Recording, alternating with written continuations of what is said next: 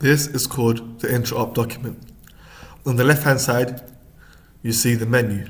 These are all called segments. Each and one of them have their own document. Notice the exclamation marks? That means that they have required fields in them that must get completed. We're going to start off with the Who sign-in.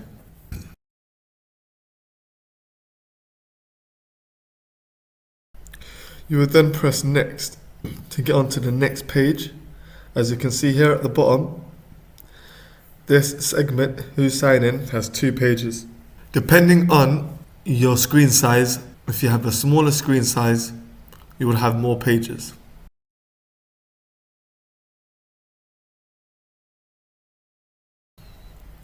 When you're searching for someone that has a common name, it would say multiple matches found. You will then select the magnifying glass to get a wider search. And you can see here we have 3 people, similar names. Once you have found it, you'll select it and then press OK. Once you have completed it, you can then press Next to get onto the next segment, which is the case times. And in the case times, you'll notice that the time patient sent for and the time patient arrived would have automatically pulled through from the perioperative tracking board. When we selected the status box, that would have pulled through over here. Now I'm going to add the time in an anesthetic room. You'll be doing this in real time, so once you select it, the time for now would then appear. I'm not going to add the time anesthetic stopped and the time patient left theatre and the procedure stop time. I will come back to it once I've completed the document. Or you would go back to it once the theatre procedure has stopped. As you can see that this was 2 pages. So this is the final part, the theatre outcome, and I'll come back to that once the operation is done. You'll notice for the Who sign-in segment, it's got a green tick because we fully completed it. Case times will not have a green tick because we have not completed it fully. Once we have, it will then come, the green tick would appear. Case staff. You'll search for the case staff member that's involved in the procedure. And then you'll select the role performed by that staff member. Once you have done that, you will then press Add. But before pressing Add, I would like you to notice that there is already a staff member in that box at the top. And that is the consultant surgeon, the consultant that is in charge of the procedure and the consultant that is in charge of the patient.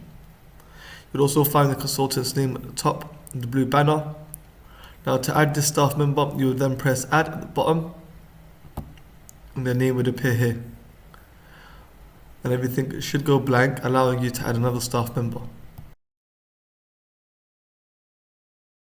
We'll select the magnifying glass, select the one staff member that I am talking about, and then I'll press OK. I'll select the role performed by that staff member. I'll say he's an anesthetic practitioner, then I'll press Add. Notice that this is just 1 page, so now that I've completed this, once I press Next, it will take me to the next segment, which is the Who timeout. In case staff, you'll notice it has a green tick.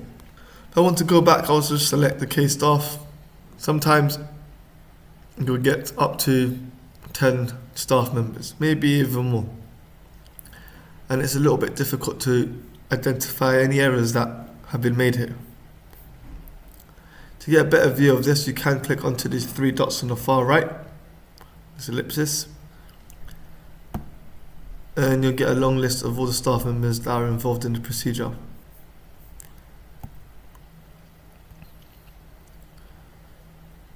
And here, timeout, you'll notice that it has 3 pages.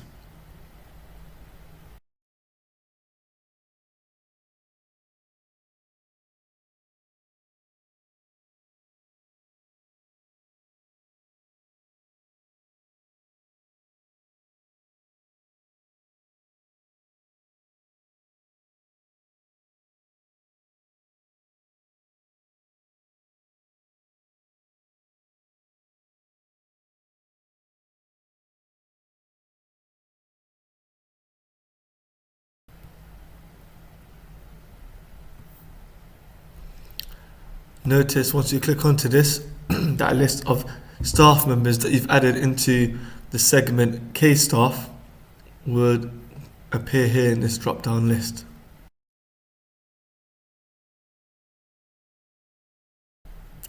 I'll then press next to get onto the next segment. The segment that we are currently in now is the general case data. Everything does seem like it's filled in apart from the ASA class.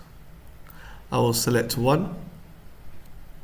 Of course, you will know what class they're in. 1 meaning they are very fit.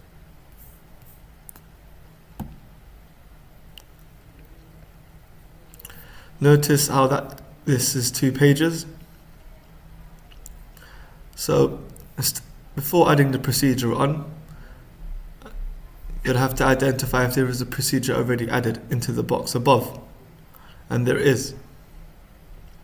Now I'm going to select that procedure so I can see the answers or anything that may have been missed out on. Once you select it, the answers would appear. Notice that the additional procedure details might not have an answer, or the surgical site may not have an answer. However, there wasn't any additional procedure details, you can leave it blank, and surgical site as well. I'll have to press next to see the next part of the segment. I've noticed that the consultant surgeon present has not been answered, so I would answer it. And the operating surgeon has not been answered, so I would answer it too. I'm going to leave this one blank, the procedure stop time, because I don't know the answer for it just yet. Once I've now modified my answers, to update it inside this box here, I will then select modify.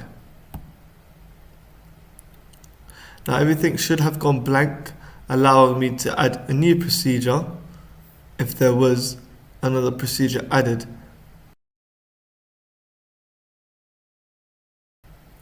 So procedures does not have a green tick. The reason why is because we have missed out some mandatory fields.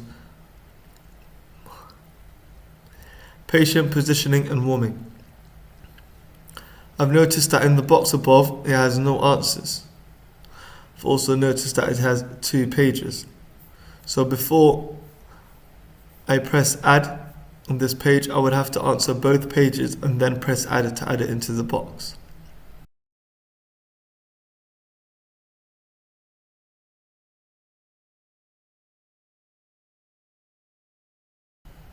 Once I've answered this, I'll select the arrow to move it into the box.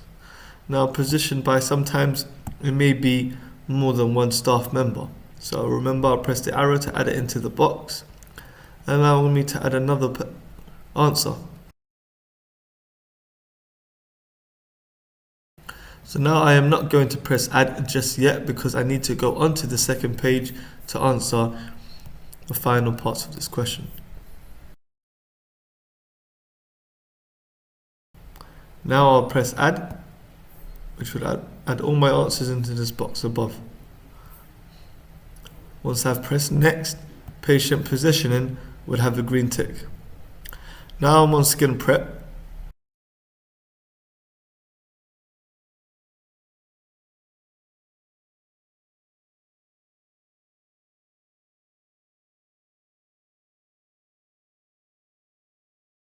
Once I've completed it, I'll then press next to get onto the next segment, which is the skin assessment. In the skin assessment, I've noticed that in the box above it has no answers, which will require me to add it in there. I've also noticed that it has 2 pages. So I would press add on the final page.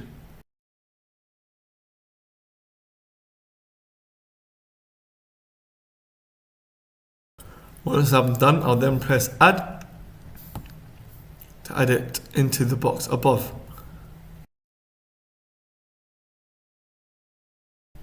Diathermy.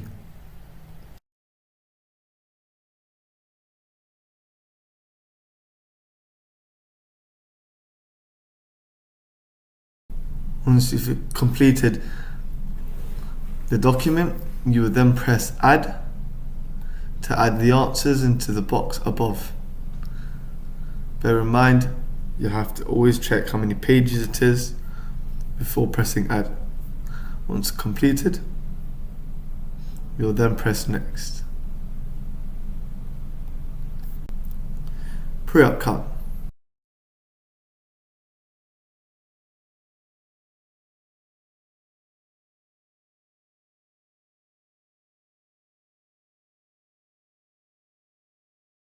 Always bear in mind that there are 2 pages.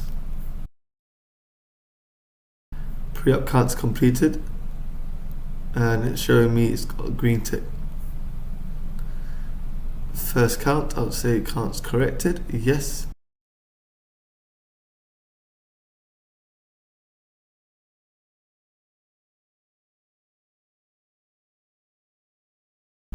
Once completed, I'll then press next. Onto the final count. First count has now got a green tick, which means it's completed.